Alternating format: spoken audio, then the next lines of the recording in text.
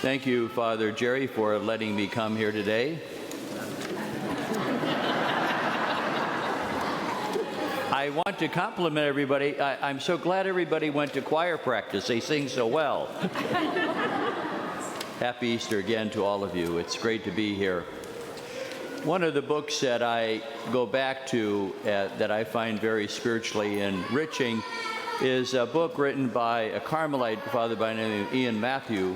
It's entitled The Impact of God. And his point is that whenever we have a deeply spiritually moving moment in our lives of God's presence, it has an impact on us. And there's one line in his book that captures all of this. He said, it's when we come to the awareness that our life and our faith is not so much about making God an important factor in our life.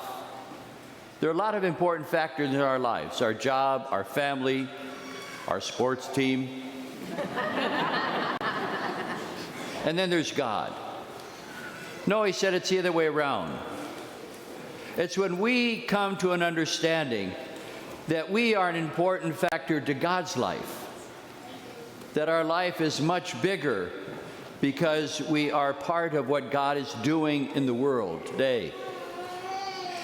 And I thought of that title of The Impact of God as I meditated on the gospel that we have today, because here we have Easter, the day in which we celebrate the Lord rising from the dead, coming out of the tomb, and Jesus is nowhere to be found. And yet, the story unfolds in a way that shows the impact of his resurrection.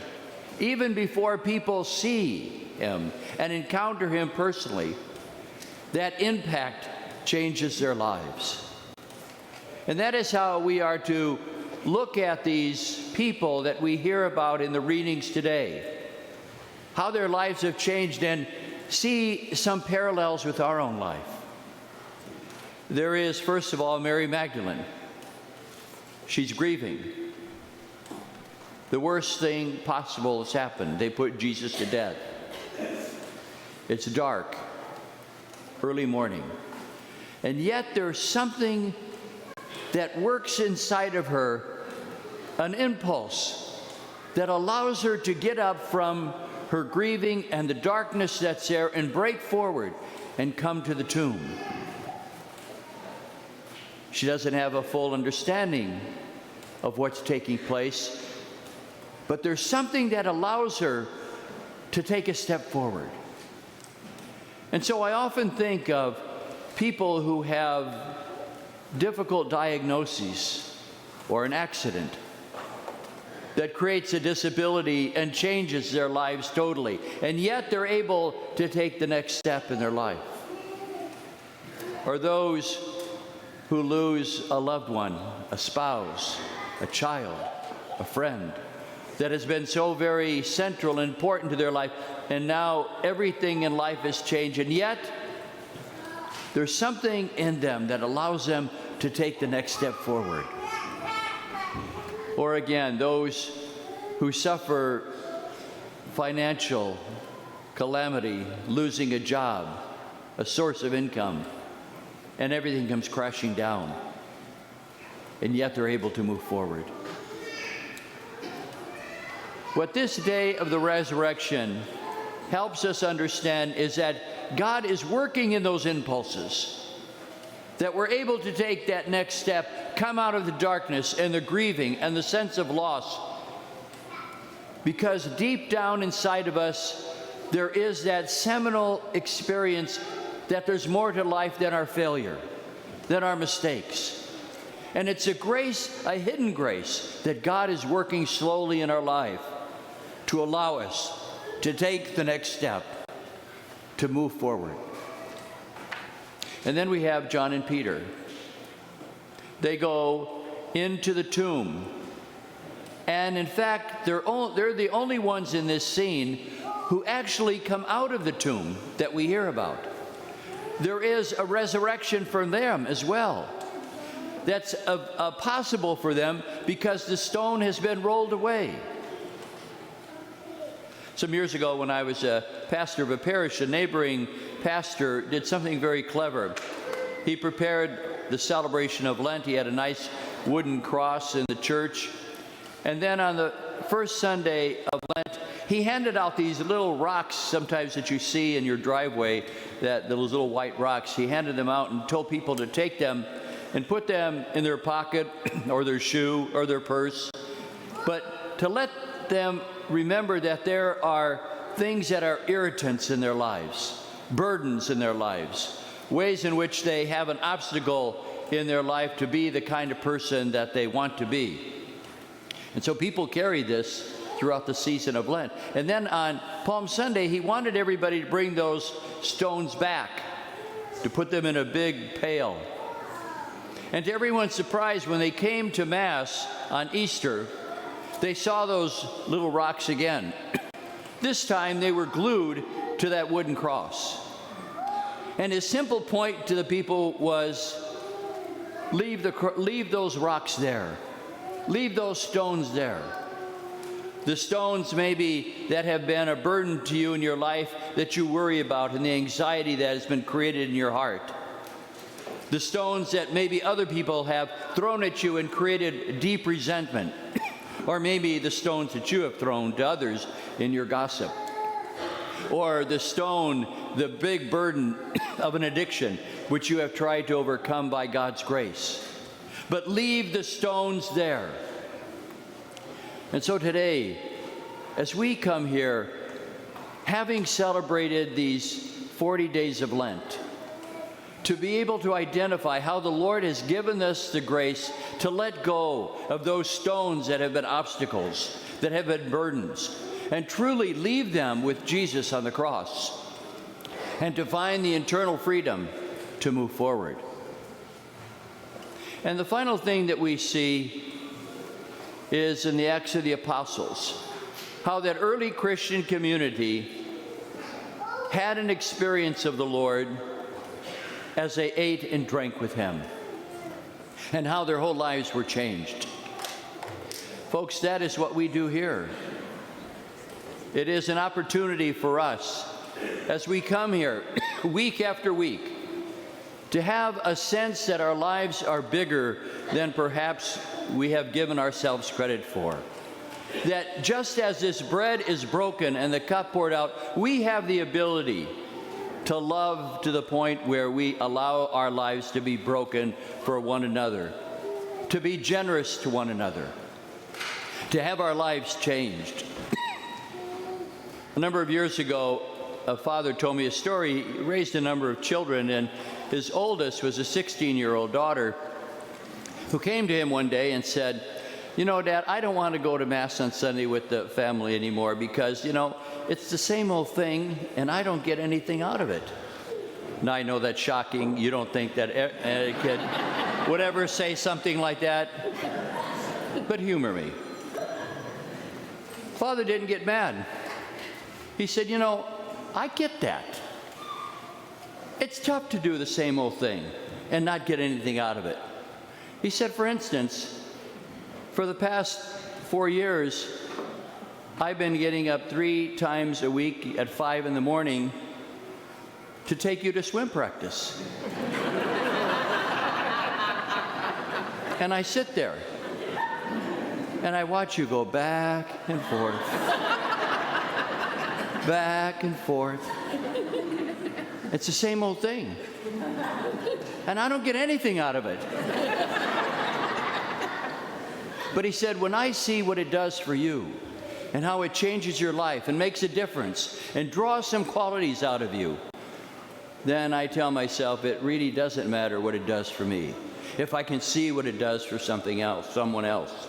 And so when you come to Mass, think of the widow who just lost her husband, or the classmate whose parents are going through a difficult time and maybe a divorce, or the man who has received a difficult diagnosis. And realize that, in fact, you are there to remember that you too, as Jesus was on the night before he died, have the power to allow your lives to be broken for one another. You know, folks, there's an important line in the Eucharist that we just pass over at times that should grab our attention. It's when the priest invites the congregation to say, "Pray, my brothers and sisters, that my sacrifice and yours will be acceptable." It is a reminder that not only is the sacrifice of Jesus on the cross redemptive of the world, but so are the sacrifices that we make. That we participate in the redemption of the world. And we need this week after week reminder of that, because there is the lure of other things that shrink our lives. Material gain, popularity, entertainment, that come in and crowd us and shrink our lives, that do not allow us to see the opportunity we have to participate in this great mystery of bringing about the salvation of the world. It is about, as Father Ian Matthew wrote, seeing that God is not just a factor in our lives, but we are a factor in God's life. And so today, as we celebrate the Eucharist, and you come here today and you hear those words, that your sacrifices are not just important for your own salvation, but that they belong to the work that Jesus is doing for the salvation of the world. To see your lives much bigger than financial gain, entertainment, or the things in life that grab your attention and shrink your life. But that each one of us are given the opportunity to let the power of the resurrection move us to the point where we truly understand that just as we receive this broken bread and the cup that's poured out, we have the power to do the same for each other. Or as that father said, when he comes to realize that it's not so much about what I get out of it, but how I make a difference in the lives of others. When we have those experiences of the impact of the resurrection, like Mary Magdalene, to be able to come out of the dark and the grief to take the next step ahead, or to be like John and Peter, to leave the stones aside so that we can have a new life, or whenever we come to the Eucharist and receive this broken bread and drink from the cup poured out, it's an opportunity for us to understand that the resurrection is not just about Jesus being cited, but rather the impact he has on us. And today, if we can come to that awareness, then we can truly say, Christ is risen. Alleluia. He is truly risen.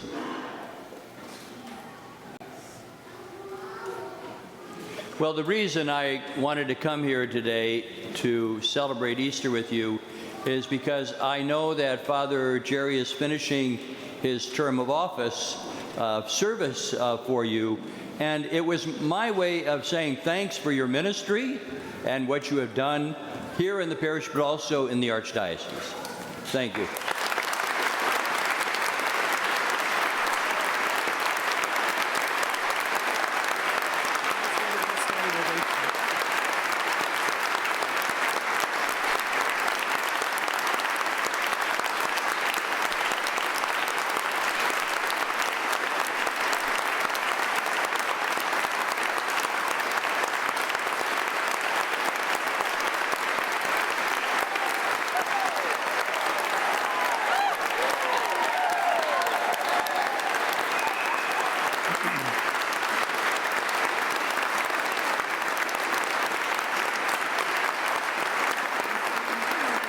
I just wish we had more like him. In fact, it almost moves me to want to tell the Holy Father to change the church teaching on cloning. Thank you. Thank you for joining us today. Our digital ministry provides a valuable service to parishioners and visitors alike. Daily and Sunday Mass, funerals, weddings, and fireside chats, among other things, can be seen locally, throughout the country, and even the world, in real time or at one's convenience. If you would like to support this effort, please go to olphglenview.org. Click on the gold donate button and then the Sunday giving icon to make a contribution on our secure online giving portal. We sincerely appreciate your past and ongoing support. Thank you for helping us continue this ministry. God bless.